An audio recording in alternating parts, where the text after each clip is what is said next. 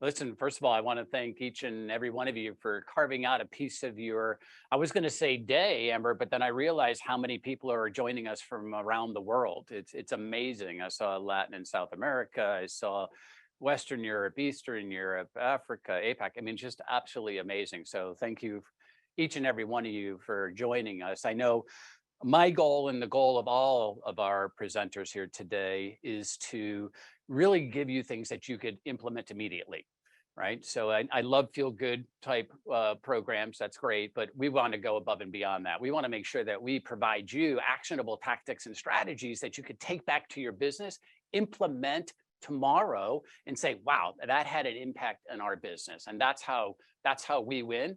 Our mission is to elevate the stature of selling. So if we can do anything to help that, that's really what we're here to do. Now, I'm going to be talking about selling to the modern buyer. And as you heard, we have a brand new book coming out. There's 52 rules. And Sandler really provided us with rules. And what does that mean?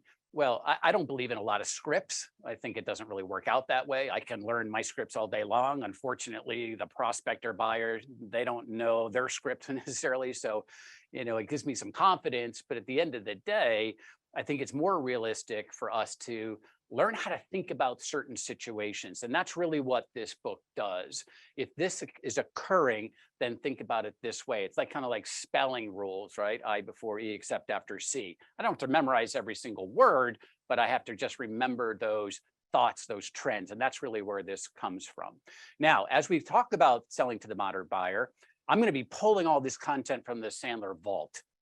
We've been doing this now for quite some time, won tons of awards, as far as best training and management and sales. But really, our swing zone is for those who generate revenue. And if you're a direct revenue generator or you support that process, that's really where we excel. And as you can see, we train tens of thousands of people a year. We've got over 400 Sandler trainers and consultants around the world. So we have lots and lots of best practices from scaling companies like yourself. And that's really where this is going to be coming from.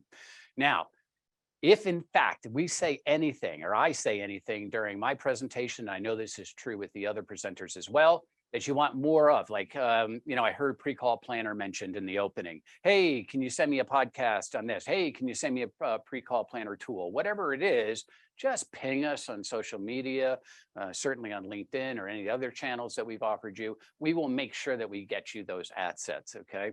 Because again, we want you to be successful. That's our mission. All right, so let's talk about how selling is kind of morphed a little bit over time.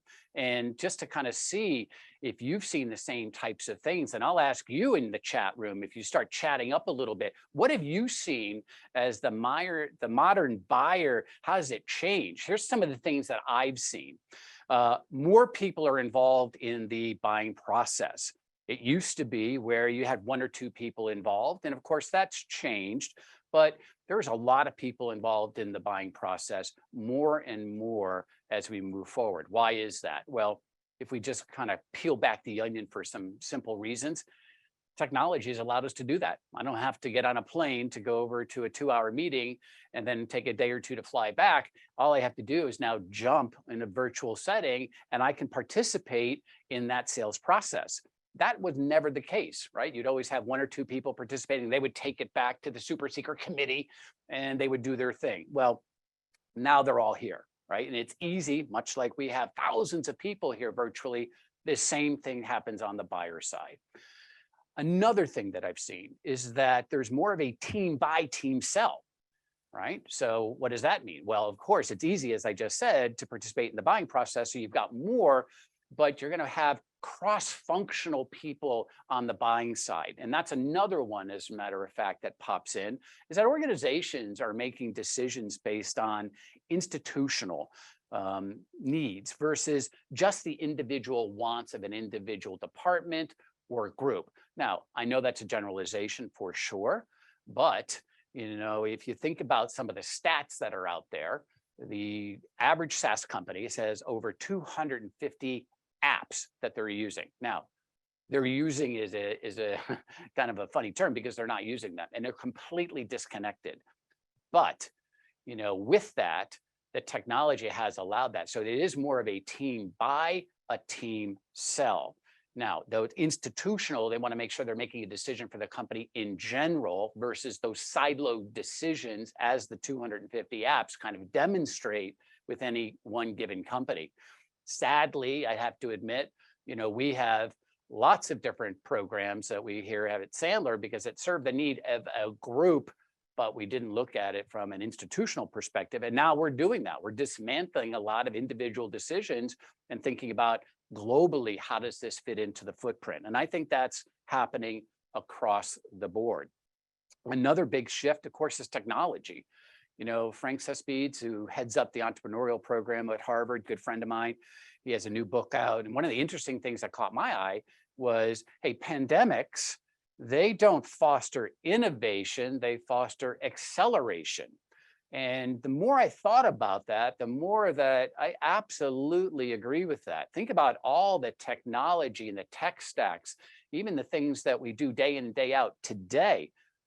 Did they just become available since 2020? I don't think so. Most of them were out there, but we didn't use them. Whether the sellers didn't believe it or the buyers didn't believe it. I'll even take virtual training. That was not a big thing prior to 2 years ago, and now it's just the norm. So the acceleration of things going on is insane. So yes, put them some chat. What have you seen as far as some of the shifts in the modern buyer from your perspective? Yep, so agreed. Lots of good stuff there. Absolutely. Yeah, no more in person. Nobody calls anybody. 100% true. We're going to talk in a couple of minutes about hiding behind technology. Statistics actually do show that voice to voice is still there. I heard a seminar when somebody was saying, listen, they're going to buy with no salespeople. And that's right around the corner. I don't know. I don't know if that's going to happen in my lifetime, but certainly the acceleration is there. Absolutely. Ghosting, hybrid workers, all that stuff has changed. And, we have to figure out as sellers how to be agile, right? So this list is absolutely spot on, right? You're hitting the mark. But let's kind of look about the buyer journey first. Let's take a look at that because it's changed over time. Very simplistically, sales used to carry the ball from start to finish. Maybe a buyer said, I think I have a problem, right? There's always two situations. You go into a buyer, they don't know they have a problem, or they do know they have a problem, they just don't know how to fix it.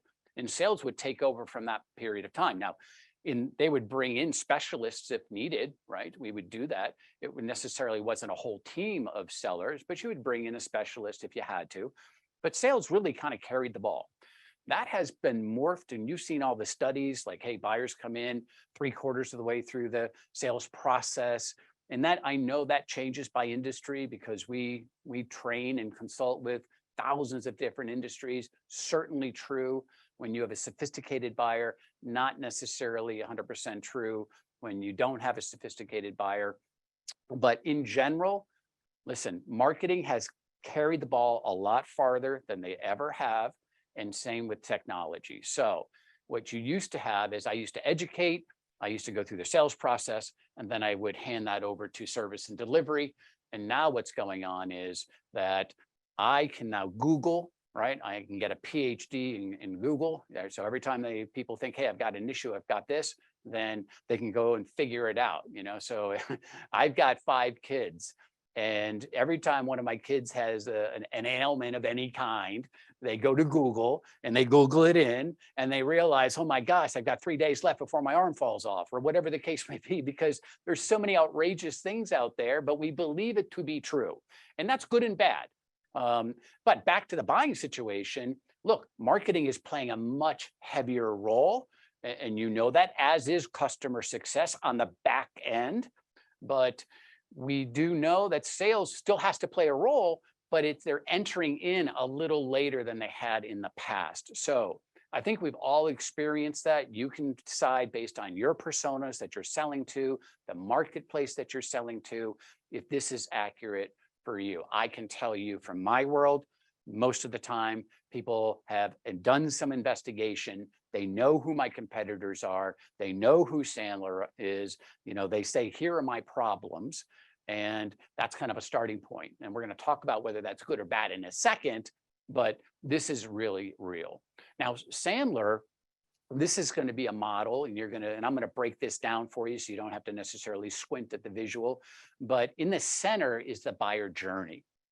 And Sandler has historically really focused on the seller, right? Because again, until very recently, the buyer journey started much earlier in the process. Now it's later in the process. But from a selling perspective, if we could arm our sellers, those who generate revenue, with the right mindset, right? With the right behaviors. What do I have to do every single day to be successful? How do I take this quota that I have, which is monstrous, and break it up into things that I can control on a daily basis, I can do from a behavioral plan?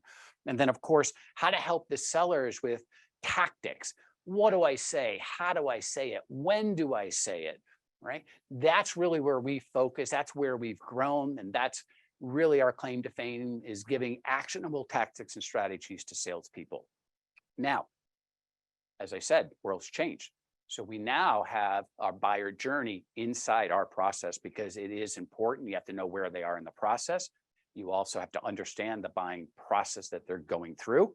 It's going to be different by, different industries, different companies, but there are some trends.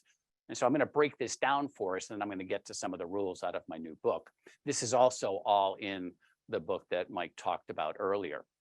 So let's break down the buyer journey in that center core. So really, we've got, 4 big categories, right? So we've got engagement, we have consideration, we've got decision, and then advocacy, right? Raving fans. How do you delight your customers? So let's talk about these. Let's talk about engagement first. What does this mean exactly? Well, engagement really is the prospect says, I've got an issue. Now, they may not know exactly what the issue is. They may not know whether the issue is a symptom or a real problem, but they acknowledge something's going on. And so now we're going to engage other people. We're going to start talking about it as a department. We're going to start talking about it with our coworkers, maybe other groups of the organization. If we're going to talk about it with our counterparts to other companies that you may be networking with, like, hey, this is my issue. What have you experienced? Hey, this is what I'm feeling. What are you doing? It's that type of engagement. They also, though, could engage external. They could go to consultants. They could go to people like us, right? Our sellers. But they're engaging. They're talking about, this is an issue. How should we deal with this? What's going on here? So that's the engagement part. If I talk a little bit about the consideration part, right? So what happens then?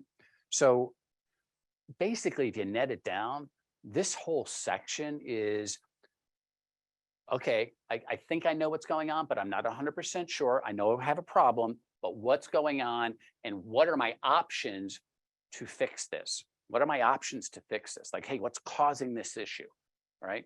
What can I do? Who can help us? All these things that they're going to consider, because again, under engagement, I have an issue. Under consideration, how do I solve this issue? What are my options?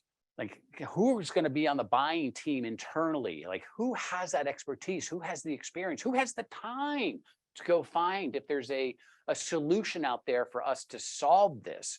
And, that's a big gig. And this is really where technology has played a huge role, because once they've engaged and they're discussing, hey, I've got an issue, I don't know what it is yet. And now they're considering, this is really where all the Googling and the internet and marketing really plays a role. And that's why your CRM is so important when it integrates to your marketing, because this is where you're starting to create the white papers and the expertise and all those types of things. So this is a big section for buyers. This is where lots of stuff happens. They're considering all of their options, who can help us, and things of that nature. Now, I'm breaking huge topic into very small sound bites. I know this, but I think we've all seen that, and it's true. I see the chats, good points. If we go to, all right, now let's talk about decision. What's going on here? And so this is where I've engaged. I have a problem, right? I've done my consideration, like really, what is my problem? What are my options? What am I doing here? How do I fix this? And now I'm in decision mode. In decision, there's a lot more than who am I just picking. So in the decision phase, in the buyer journey, we're talking about things like, yes, of course, who do I buy from, right?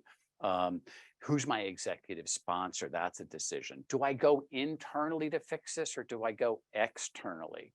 Right? How are we going to judge those who are presenting to us? How do we know that the investment is worth the, the return on investment? How do I know that? So how do I know if it's worth the squeeze? Because if I have a problem and the pain is only, let's say, costing the company 250,000, but to fix it is 500, then I guess I may decide I'm going to live with this. And that always brings me back. I tell you, early in my career, I was doing a sales call, and I, uncovered pain, which is a Sandler term, and it was $25 million in pain. Now, to me, that was like a lot of money. And I said, just out of curiosity, is this important enough to like put on your top 3 of things that you want to solve? Is $25 million a big deal? He goes, absolutely. Actually, it's not. And chances are we wouldn't deal with it. Now, I was flabbergasted because from my perspective, that's a big number, but Sandler teaches me I better ask that from theirs, because, it's not necessarily who cares about what the seller's thinking. It's really what the buyer's thinking. And that kind of level set it, but they are making those types of decisions.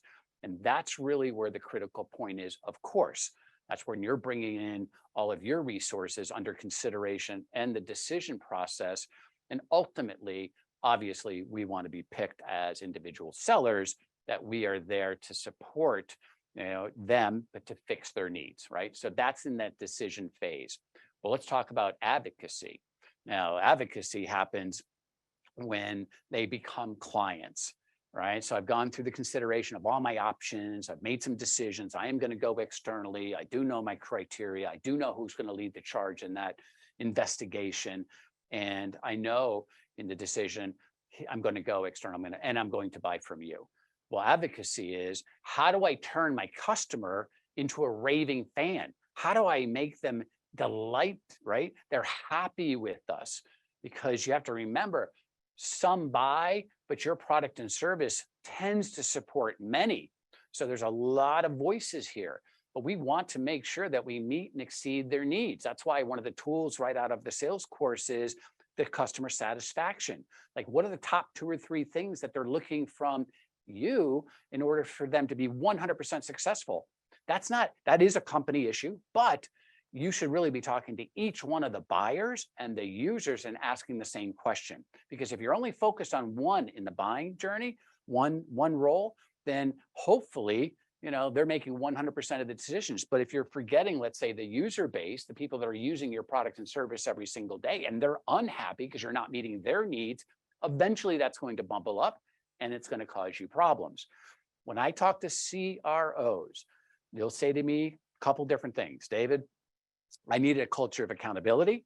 Second thing they'll say is, we can land. We don't land in accounts as much as we should. We need Sandler to help us, but expand is a real problem, right? We're not expanding as much as we need to expand. Well, you're never going to expand within the existing division or company that you're in, but also within different groups that you're currently not selling to within the existing customer, if you don't have advocates, if you do not have raving fans. That's why super important.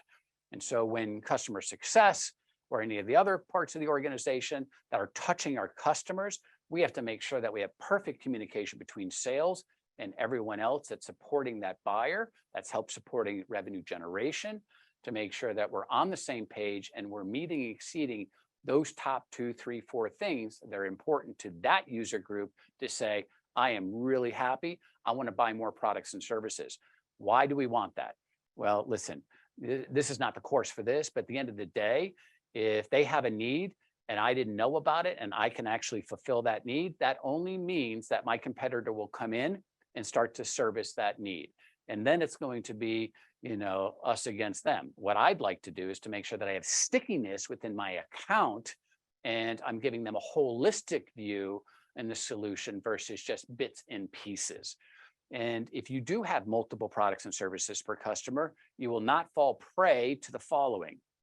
When you have a great relationship with one person, two people within a company, and they left, have you ever run into a situation where when your sponsor, your inside coach, your key contact leaves a company and then the business leaves with them, meaning the new person comes in, right? And you're thrown out because they have a different relationship with somebody else, or they were there to create change, and change means you're out. That's a problem. So we've all suffered from it. We all don't want to suffer from that. Less likely if you're embedded into the whole organization and you have raving fans, then that new person can focus on other things that they can do to make sure that their company is better. So that's why that is really important.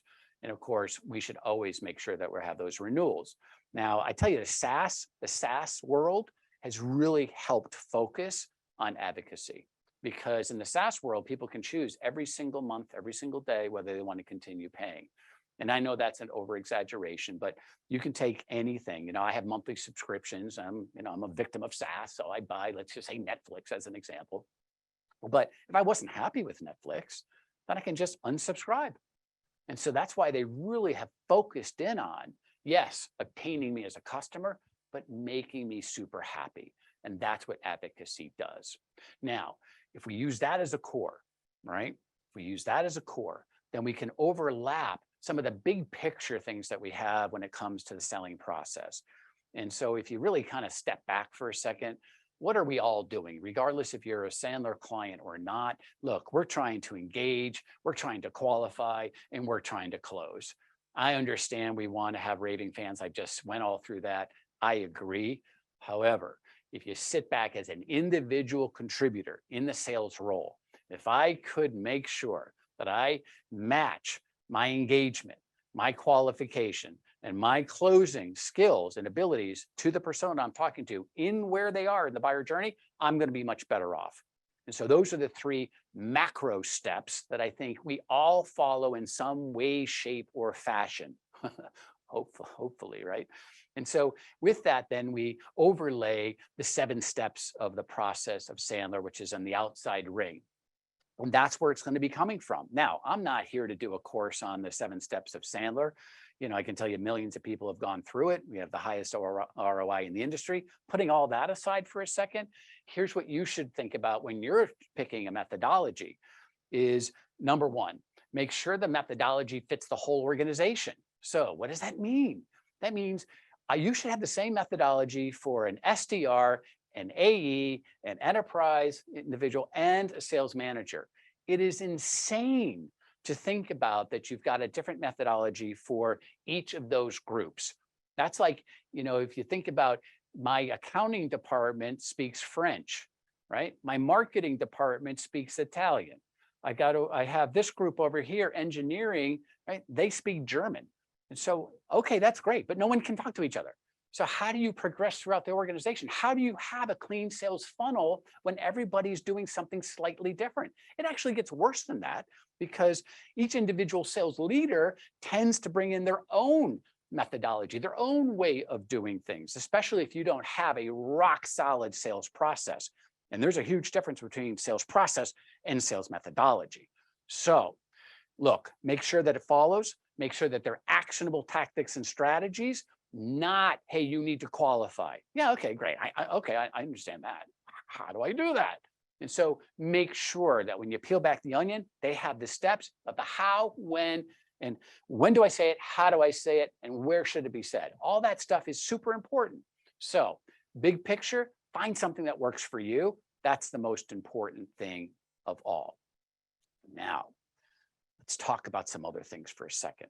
You know, I always think that a good salesperson should know where they are now and should know exactly what it takes to go to the next stage, right? They really should know that. And I think a good process, whatever you're following, helps you do that. You should always know where you are. You know, when you talk to a salesperson, you say, well, what's happening next? Well, I think this is what's happening next. Okay, there's your first problem. When they say that, that means that's a fantasy in their mind. That's from their perspective, but they really haven't socialized that with the buyer. and they're just moving through their own process, and it's disjointed from the buying journey.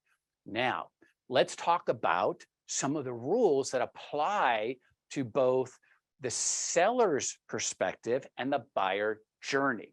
So I'm going to take you through a couple of the rules, and I've kind of picked and chosen, right? Because we have 52. I'm not going to do all 52, obviously, but I'm going to pick some of them that I think talk about grow yourself, grow your business, right? Which is the two big ones that I saw: grow yourself, grow your business, grow your team. And this one would be really for managers, how to help your people think about this, but also as individual contributors, how do I do this? So let's go to rule number 5. So rule number 5 is, right, establish and maintain equal business stature. All right, what does that mean? Look, if you step back for a second, in the opening slides, we said, hey, there's more people involved in the buying process. It's more of a team sell, team buy. They're farther into their process before maybe you even get there. So think about those as criteria for a second, right? Equal business stature, if I really think about it, is an individual seller. Do they believe, do they act as if I deserve to be here? I have the cure to your problem, right? I have the cure to what your issue is. That's your mindset. Now, of course, through questioning, we have to figure out, oh, that's true. So, don't get caught up in that. But I want that confidence and conviction that I have a seat at the table. Sounds pretty simple, actually, except when you have people making institutional decisions, you probably have people higher up than maybe you're accustomed to in the C-suite. Or you have different departments. I'm very comfortable talking to engineers because that's where my products and services typically are bought. Now I'm talking to people over here in 3 other divisions, and I don't really understand their business. So I don't necessarily deal with their personas. There could be 1,000 reasons for this, but you have to have equal business stature. That is probably the number one reason why we are not going deep and wide within an organization, because I'm comfortable selling the 1 or 2 products that I know like the back of my hand to the 1 or 2 buyers that I already know all the time. But for me to now go and sell a product or service that maybe I don't sell every day to a persona that I don't interact every single day, then this would mean my confidence starts to wane a little bit. Now, look, why is this? Why does this even happen? And I can only give you my personal experience, but I've seen it now for tens of thousands of people that I've worked with. My parents did a fantastic job raising me as, a young adult, right? They wanted to protect me. They gave me a ton of these rules as I grew up. But some of the rules that are counter to this and counter to being an awesome salesperson. Let me give you some of the rules that my parents told me. Do not talk to strangers. Don't talk to strangers. They told me, don't talk about money. That's rude. Don't ask people what things cost. That's rude. We don't do that, right? I didn't even talk about money. I didn't even understand the concept of money. Right? Only speak when spoken to. Respect your elders, right? The list goes on. And I say some of these things to my kids, and I'm in sales training. But I'm trying to protect them. But at the same time, I'm destroying them as a salesperson. Why? Because I'm going to work for you or your boss. You know what they're going to say? Welcome to the company, Dave. Good to see you. Hey, let me tell you some things I want you to do. I want you to talk to as many strangers as you can, as quickly as you can. I want you to ask good questions, tough questions. I want you to lead the discussion. I want you to be the expert. And by the way, I want you to talk about money. So you can see, and people don't even acknowledge it, but their heads are, oh, wow. Because eventually my mom's popping up. Only speak when spoken to, David. We've talked about this for the first 18 years of your life. And so that's what holds us back sometimes from equal business stature, right? Now, I'm not saying that's true for you. Statistically, it does probably cover 80% of the reasons why. Now, confidence, though, how do we overcome that? Well, we've got some script stuff I just talked about, but we also talked about maybe different personas that you're not accustomed to calling on, or maybe now you're calling higher in the organization I'm uncomfortable with. How can I fix some of these things? Well, one, you have to acknowledge maybe you have some life scripts that you have to update. It is okay to talk to strangers, right? It is okay. It is okay to talk about money as an example. It is okay to ask tough questions. Putting that over here, how about pre-call planner? I heard that in the opening. I smiled. I love pre-call planners. Why? I do a pre-call planner for every single meeting that I'm in and every single sales call. And I would tell you to do a pre-call planner as well. It shouldn't take you any more than 20 minutes. But if I'm calling on a new persona and maybe my existing products and services that I know in the back of my hand, or I'm going to expand my portfolio within that organization and I'm leading the charge, my pre-call planner will then makes me focus on what's going to be happening on my call. So I've got a ton of things going on out there, but let's just focus. So I may be hyperventilating, like I don't know the goal of the call. I don't know who's going to be in this call. And that's the stuff that I don't want to experience when I'm live, right? Because you know what buyers are saying? Buyers don't understand your products and services as well as you do, I promise you. You know what they're actually doing? Does this person understand my problem? Can I trust this person? Are they asking good questions? Are they confident? Do they have the conviction that they can solve the issue? That's really what they're buying. Now, again, there's always buyers who have PhDs in your product and service. I'm not discounting that, but oftentimes they don't know it as well as you do. So they're buying all those intangibles. So if I go back to the pre-call planner, if I've determined these are my top 3 opening questions, hey, this is what could be asked of me. They could ask me these questions. How would I respond? And when I'm doing that, and maybe I'm not feeling as comfortable as I want to that 3 or 4 days ahead of time, but when I've got it checked off, and by the way, it gets easier and easier, right? So chances are when you're doing pre-call planners and you're down the road a little bit now and you've done them for a while, you're like, okay, I got it. And you're going to go in feeling pretty good, right? Feeling pretty good. And I think success, 80% of success resides between your ears. So if I can do that pre-call planner, awesome. Here's another little tactic that you could use. And by the way, how many of you do pre-call planners? If you're a sales leader, you should not go on calls without having you and the person you're going on a call with do a pre-call planner. If you're a salesperson, you're taking somebody other than yourself to a call, you should demand a pre-call planner. We've been all in a situation where things are going great and here comes your partner asking a question. You're like, oh, why? So that's what that kind of solves, right? We're all on the same page. Love the thoughts, right? Solutions in the ear, true. Know your talk tracks. That's the second tip that I'll give you. Know your talk tracks. So the talk track, there's probably 50 of them. I flashed this up at the last summit. There's 50 talk track topics that chances are you should know. For your business, you have to manipulate them, but just have it down. I'll do a quick example. Let's just say it's your 30-second commercial. You're in front of a new buyer within the organization, and they say, hey, we haven't done business with you in the past. I know you're working with other groups here.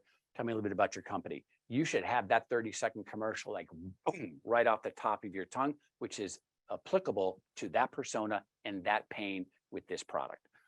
You should have done that in your pre-call planner, but that's a talk track, because when you have that down, then it's easier to focus on the buyer. See, if you're trying to figure out what you're going to say, you know, your mind's talking to yourself like, oh my gosh, oh my, wow. Then if I'm doing that, I'm not listening and I'm not paying attention. I've got to listen. I have to pay attention. So if I know my part as a seller, then I can focus on you as the buyer. So pre-call planners, get your talk track down.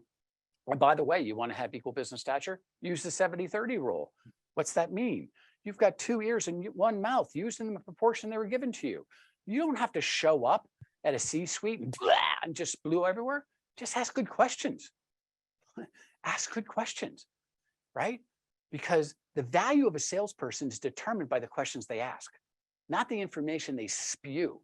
When you're asking thought-provoking questions, boy, I tell you what, you have your credibility meter goes up really high, and that's great. So that's what this rule is. Let's talk about another rule that kind of fits into what we were talking about as far as the buyer journey is concerned. Let's go from rule 5 all the way over to rule 32.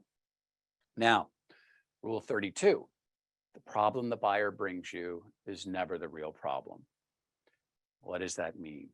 Well, think about the opening slides where marketing takes the buyer journey up to here. And so when you show up and the buyer has done investigations, right? They've done a lot of considerations. They've engaged. They may think they know the problem, much like I told you, my kids have PhDs in Google. They're going to Google everything. When they can't figure something out, they go to YouTube. They're watching a video. And so we have this artificial competence in a way that I know the problem and I know how to fix it. What I'm looking for you, seller, is what's your solution and what's it cost? And that's sometimes where they are. What you have to realize is maybe they're focused in on the symptom, not the buyer. I mean, not the pain, right? Not the problem.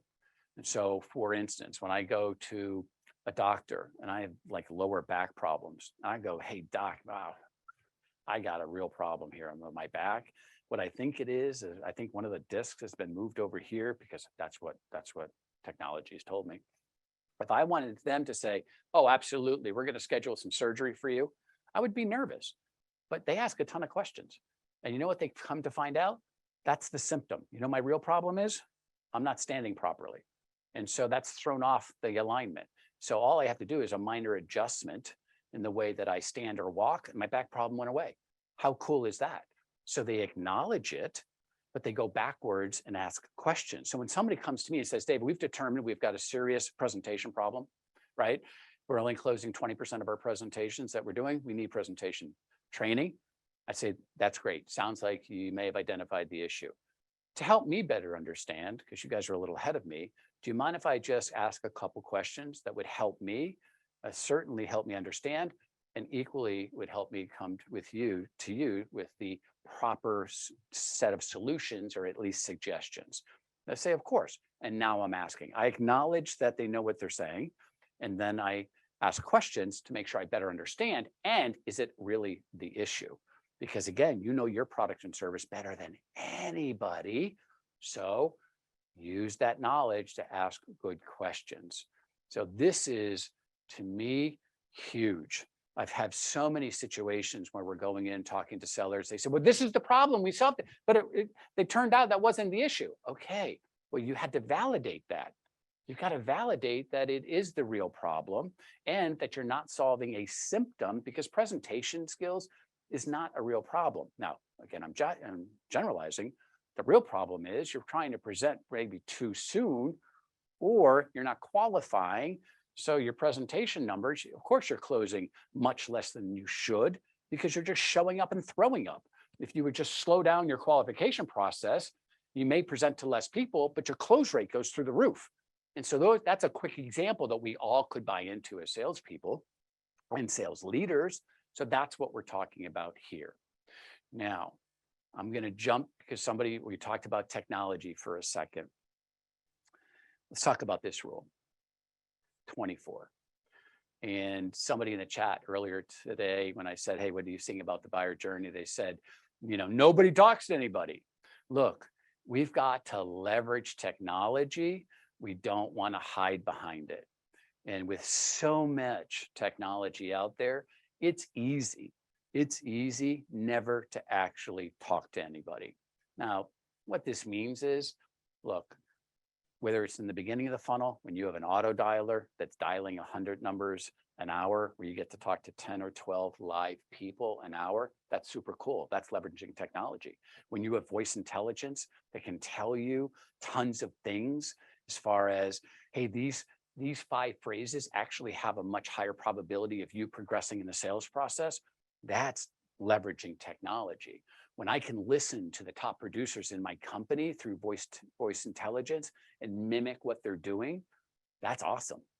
When I'm a new hire and you can give me a virtual playbook of all the best scripts that statistically have worked, that's leveraging technology, right?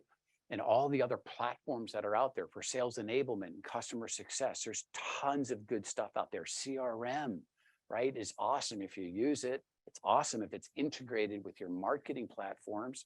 So technology is great. But what this really means is leverage it, don't hide behind it. Now, look, It's easy to send somebody an email, but pick up the phone. That's a simple example. Simple example. You know how many phone calls that I get now? Maybe one a day. One a day. I just pick up the phone. I'm shocked that somebody called me, right? Versus an email, which I get over 300 emails a day. So figure that out. But how do I leverage the technology? Let's take that. Well, let me assume that you have a methodology of some sort. And so one of the things that you may be saying is, well, I'm going to leverage Vidyard. Vidyard, I love Vidyard. Vidyard's awesome. That's great. So instead, no one's picking up, no one's answering my phone calls, no one's answering my emails. So I saw a statistic that said, I'm going to send a video out. That's great. But if you're just doing the video in Vidyard, the same spew you did on an email, which was ineffective, chances are it's going to be ineffective. So use the technology, Vidyard in this example, but overlay, right, a good 30-second commercial that is focused on the buyer's issues, not how wonderful you and your company are. And so now you're incorporating technology with your methodology, right? Whatever it is, hopefully it's Sandler, but it doesn't matter. And now that's a winning combination, because now you're leveraging all of the nuances, all of your best practices, using the technology that you have in your organization, whatever the tech stack is.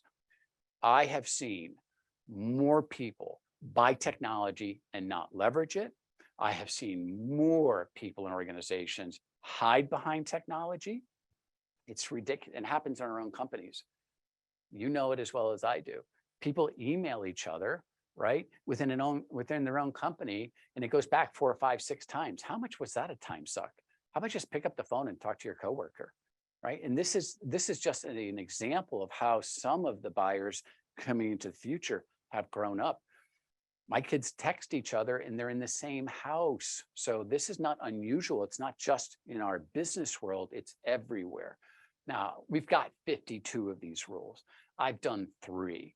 And so I just want to make sure that we're giving you some examples. So if you've got technology that you're using, go make sure that you've got, as an example, your methodology embedded into that at the right time, and it would go up. So that's some of the things that, you know, just come to mind. Again, I only had 3 that I was able to share with you, but the ultimate goal, hopefully you can take 1 or 2 things that I've said, implement it.